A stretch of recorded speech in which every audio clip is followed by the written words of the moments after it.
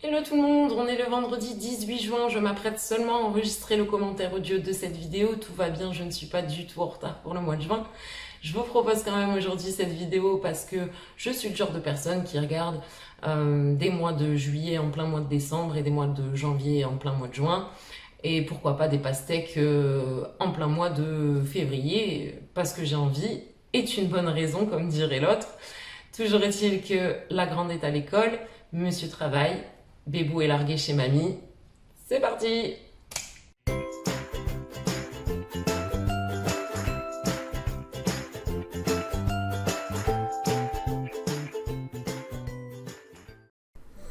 Le mois de juin a été un mois assez difficile à plusieurs points de vue. Pour le bullet journal, déjà, j'avais 1 million de choses à faire ce mois-ci, des choses dans lesquelles je m'étais engagée. Mais la première difficulté que j'ai rencontrée, c'est le choix du thème, en fait.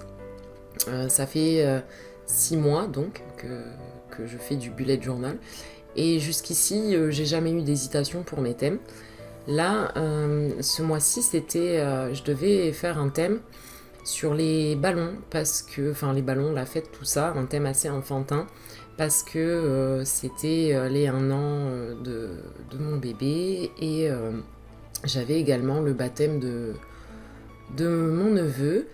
Donc je me suis dit que c'était la bonne occasion. Et puis, entre-temps, j'ai lu le livre de Shea Earnshaw, The Wicked Deep, La malédiction des Swan Sisters. Et tout de suite, avant même de le lire, j'ai été transportée par la couverture. Alors je suis partie finalement sur un thème lunaire parce que ça me faisait vraiment beaucoup plus envie qu'un thème ballon. Voilà, et puis j'aurais probablement une autre occasion de faire ce thème, ça reste dans un coin de ma tête. Alors je vous l'accorde, c'est pas forcément un thème qu'on croise pour le mois de juin. La lune, les étoiles, ça a un petit côté mystique. Peut-être qu'on retrouve ça plus pour les mois d'octobre ou pour tout ce qui est stellaire, galaxie, tout ça pour le mois de mars. Mais en ce qui me concerne, j'y connais rien en constellation, phase lunaire, tout ça. Mais moi, c'est à partir des beaux jours, donc pas forcément en juin, mais à partir de juin, on va dire, que je commence à me poser le soir et vraiment regarder les étoiles parce qu'on les voit bien, la lune aussi, et puis voilà, quand on a eu des grosses chaleurs dans la journée, c'est toujours sympa si on a un jardin de pouvoir se poser au calme, au frais.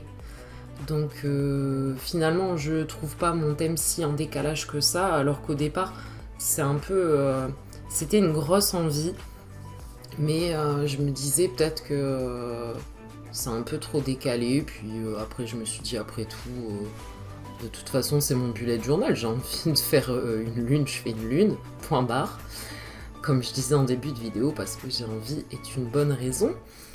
Voilà, donc sinon, évidemment, je vous répertorierai, je ne sais plus parler, le matériel en barre de description. Là, j'utilise tout simplement un gel pen comment ça s'appelle, du magasin Action, c'est un gros lot. Et je sais que beaucoup de gens les utilisent mais ont eu des soucis parce qu'ils marchent pas bien. Alors moi jusqu'ici j'ai eu aucun problème, ils marchent super bien. Donc j'ai dû avoir du bol. Toujours est-il que certes la qualité n'est pas optimale, on n'est pas sur du Jelly Roll de Sakura, mais j'adore les couleurs métalliques qu'il y a dans ce coffret. Voilà. J'ai un autre pack de métalliques dorés, tout ça, qui sont de la marque Ending. Et le cuivré, là, c'est même pas un cuivré, c'est un marron métallique, et j'avais pas encore trouvé cette couleur, donc voilà. Bref, je l'utilise. Ici, nous avons un Jelly Roll que j'ai acheté il y a pas longtemps. Je suis un peu déçue par les Jelly Roll, je vous avouerai. J'adore leur blanc, mais là, le violet métallique me faisait vraiment très très envie. Et au final, d'ailleurs j'en ai discuté avec une copine qui a le même sentiment que moi. Alors certes il marche très très bien sur le noir, le rendu est joli, mais la pointe est quand même très épaisse et il a tendance à vraiment baver. On peut pas faire des dessins un peu plus précis avec là pour mes nuages, ça allait très bien. Mais je pensais pouvoir faire d'autres choses, plus dessins précis, voilà, avec. Tant pis, je trouverai bien d'autres choses. Donc à côté de ma page de présentation, je fais une page de moments marquants. Je suis passée par beaucoup de choses, moments marquants, gratitude, enfin non, d'abord gratitude, petit bonheur, enfin bon, et puis moments marquants, c'est ce qui me convient le mieux pour mes mois, c'est ce que je remplis le mieux, avec des petites choses, voilà, qui ont marqué le mois, comme son nom l'indique. Ensuite, là, on est déjà passé sur ma double page de réseaux sociaux où c'est une page organisationnelle, il n'y a rien de trop foufou, je pense qu'on peut la croiser un peu partout, sur Pinterest, dans les vidéos, tout ça, et puis je viens l'agrémenter de petits stickers dont je vous parlerai un peu plus en fin de vidéo. Donc voilà, par exemple pour les dates, j'aime bien mettre une couleur différente pour les week-ends. Et là, pour terminer, j'ai dû prendre finalement comment ça s'appelle, mon gel pen de Action parce que il faisait trop gros, il bavait le Jelly Roll. Et donc voilà, c'est pour ce genre de petite utilisation que j'étais un poil déçue, même si la qualité visuelle est là clairement. Voilà, donc ma petite page de YouTube. Alors, c'est parce que de toute façon, c'était mon dernier mois d'utilisation de ce carnet. Mais clairement, elle est 10 fois trop grande pour un seul mois. Donc, c'est pareil, elle changera. J'en ferai une. Un carnet me fait visiblement à peu près 6 mois. Donc, je pense que j'en ferai une par carnet. Ça devrait suffire. Je me ferai une double page en fait de réseaux sociaux, je pense. Je sais pas encore trop. On verra ça dans la prochaine vidéo qui sera du coup mon setup de la partie 2 de 2021. Là, je fais mon Chron Tracker, donc je vous en ai déjà parlé dans ma précédente vidéo. Si vous ne l'avez pas vue, je la mettrai dans le petit i. Je ne fais pas un mood tracker, donc je traque mon état avec la maladie de Crohn. Et autant ce Chron Tracker a été long à faire, autant j'ai adoré l'utiliser. Je pense que je vous ferai une vidéo sur le rendu du mois une fois qu'il est fini parce que ça change quand même beaucoup le visuel. Une fois que toutes ces pages sont remplies et puis surtout les dailies, les weekly et les dailies. Donc voilà. Donc pour ce mois-ci, j'en ai profité pour faire les phases lunaires en fait pour mon Chron Tracker. Et comme je vous disais en début de vidéo, moi je n'y connais rien à tout ça. Mais comme je m'intéresse à plein de choses, alors ça veut pas dire que j'approuve, mais ça m'intéresse, j'aime bien savoir.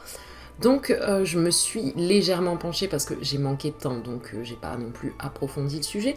Mais je me suis un peu penchée sur pourquoi on prêtait des propriétés à certaines phases lunaires.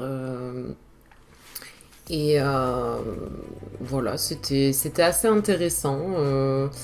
Je sais pas, au regard de ce mois-ci qui est presque fini, j'ai pas l'impression que ça a une réelle incidence sur mon état, mon humeur et tout ça. Mais j'ai envie, je sais pas si je m'y tiendrai, mais j'ai envie d'essayer de voir ça. De voir si, de continuer à regarder si la lune vraiment a une incidence sur moi, de quelle que soit la manière.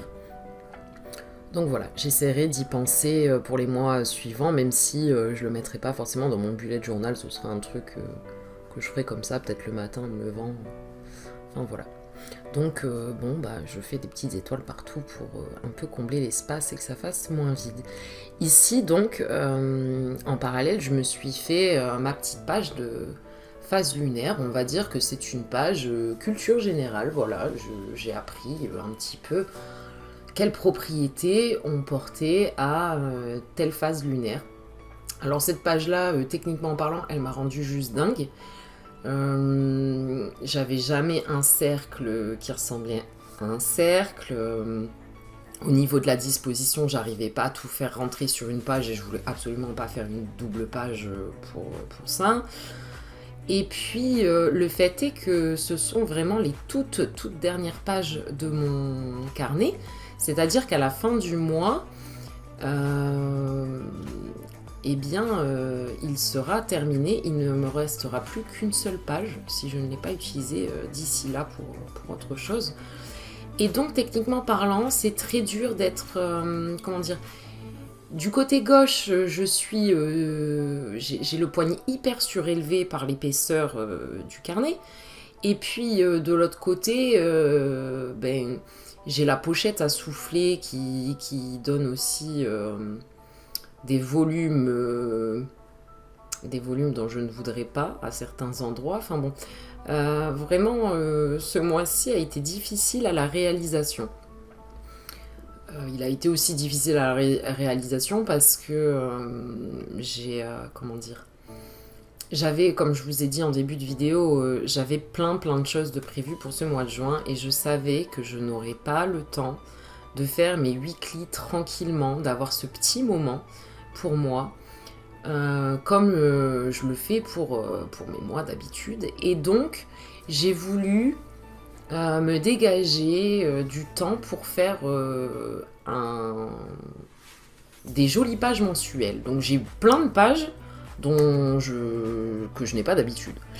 Ici par exemple, donc c'est une page sur les Gémeaux. Alors, étant donné que je n'ai pas fait le thème ballon pour immortaliser les 1 an de mon fils, comme il est Gémeaux, je me suis dit, ah bah tiens, en parallèle du thème lunaire, je vais faire une page sur l'astrologie, ce qu'on dit des Gémeaux en fait. Là c'est pareil, je n'y connais rien en astrologie, donc ça a été le moyen de voir un peu. Et c'est assez vrai parce qu'on dit que ce sont des conteurs. Alors c'est un bébé certes, mais il passe sa vie à babiller en agitant les bras, on dirait vraiment qu'il fait des discours, c'est trop drôle. Curieux, il est très curieux. Vous le savez, j'ai une grande fille. Elle est curieuse, mais pas autant. Et peut-être pas aussi jeune. Et il est très dans l'observation, en fait. C'est assez incroyable. Esprit vif, et bien évidemment, il l'a, je trouve. Après, je suis sa maman, je suis pas objective. Et puis, pour compléter cette page, donc j'ai dessiné une carte de tarot que j'ai trouvée sur Pinterest parce que on associe les Gémeaux à la carte des amoureux au niveau du tarot marseillais. Là, c'est pareil, je n'ai aucune connaissance là-dedans, mais j'aimerais bien un peu me renseigner. Mais comme ça, vraiment, pour la culture générale, je pense pas le pratiquer ni quoi que ce soit. Mais ça peut détendre en plus. Et donc, ce sont des gens assez équilibrés de ce que j'ai compris en général. Donc, c'est tout le mal que je lui souhaite, je vous dirais. Sinon, voilà, niveau technique, je pense qu'au niveau des stylos, globalement, on est pour toutes les pages autour des microns. Des microns graphiques, microns pigma graphiques, les pigments... je vais pas y arriver. Les microns pigma plutôt classiques avec différentes tailles de pointe, bien que les 3 que j'utilise sont la pointe 0,5, la pointe 0,3 et la pointe 0,15. La pointe 0,15 c'est vraiment très rare, mais quand même. Et puis les tombeaux, dont je vous mettrai les références en barre d'infos, notamment le violet, le violet et le mauve plutôt, et le jaune pâle qui viennent du pack pastel, enfin c'est pas son nom je crois, mais bon bref. Vous retrouverez tout ça en dessous de cette petite vidéo. Là pareil, je vais agrémenter de stickers et puis de washi tape que j'avais, alors celui-là il vient d'Action, celui que je viens de poser, mais sinon celui du bas, alors évidemment j'ai bougé le carnet, vous ne voyez plus le bas, j'essaierai d'y penser pour les prochaines vidéos parce que vous allez voir que c'est assez régulier dans celle-ci, j'en suis désolée. Washi tape, je disais que j'ai récemment acquis en faisant une commande chez Stationery Paul. Ma commande date du coup de fin mai. Si jamais, donc il n'y aura pas carrément un unboxing, mais si jamais ça vous intéresse de voir les produits que j'ai achetés à cette occasion, n'hésitez pas à me le dire, je vous ferai une vidéo, même si j'ai déjà un peu utilisé le matériel, peut-être que ça permettra d'avoir un retour aussi dessus, parce que c'est vrai que quand on fait des unboxings, on n'a pas encore testé en général. Voilà. Ici, c'est une page très importante pour moi. La page de Pense Bête, je pense qu'elle l'est pour beaucoup de gens de toute façon dans le bullet journal. Voilà, certains l'appellent brain dump en anglais, donc le principe est de vider sa cervelle pour se décharger d'une certaine charge mentale et en même temps ne rien oublier. Là, c'est ma page de menu. Alors d'habitude, je fais un menu à la semaine, mais comme je vous ai dit, bien, je suis un peu ric-rac niveau place pour le mois de juin, puisque voilà, c'est la fin du carnet, donc les pages étaient comptées. Et en plus, il y a toujours ce souci que je n'aurais pas eu le temps de faire un menu par semaine. Finalement, j'ai trouvé cette disposition... Enfin, c'est pas tout à fait cette disposition-là que j'ai trouvée, mais dans une vidéo de Riley Houghton. Et je me la suis un peu appropriée et j'ai adoré faire cette page. Franchement, j'ai adoré la décorer. Donc là, c'est avec du du washi tape très large de chez Stationery Paul que je découpe pour les motifs, parce que sinon, large comme il est, on a un peu du mal à le placer, mais qui allait du coup très bien dans le thème. Et en fait, j'ai vraiment aimé à l'utilisation, l'avoir au mois. Finalement, c'est très pratique, j'ai pas besoin de refaire une page à chaque fois. Et c'est tout aussi bien. Alors ici, on attaque la première semaine, ma weekly et puis mes dailies. Honnêtement, je l'ai faite en premier parce que j'étais très en retard et donc j'avais besoin tout de suite de ma weekly. Donc voilà, enfin ça n'a pas d'importance ce que je vous dis, je l'ai mis à la fin dans la vidéo. Mais sur cette page, vous verrez, enfin je pense vraiment que je vais vous faire une vidéo avec mon mois terminé parce que mes weekly n'ont vraiment pas du tout la même tête une fois qu'elles sont finies. Et avec ce thème, je me suis éclatée, franchement. Autant à la réalisation comme ça du setup de juin, autant avec mes weekly. Ça a été un bonheur. Voilà, donc je regrette absolument pas mon choix. Vous pouvez voir que pour les weekly, je me suis fait des petits calendriers autocollants sur l'ordinateur parce que j'en ai marre. Je mets un calendrier à chaque semaine et j'en ai marre de les refaire à chaque fois. Donc voilà. Et puis je me suis fait un tracker aussi pour gagner du temps. Voilà, j'ai plus qu'à le coller, à le colorier si j'ai envie et bien sûr à le remplir. Voilà, c'est des petites astuces pour m'aider. N'hésitez pas aussi, si vous avez une imprimante, même les faire à la main si vous ne les faites pas à l'ordinateur, mais sur du papier autocollant et puis les photocopier tout simplement. La disposition de mes weekly, elle varie, mais par contre, elles contiennent toujours la même chose finalement. J'ai toujours besoin d'un calendrier pour bien me rappeler quelle semaine on est et quelle semaine on va attaquer.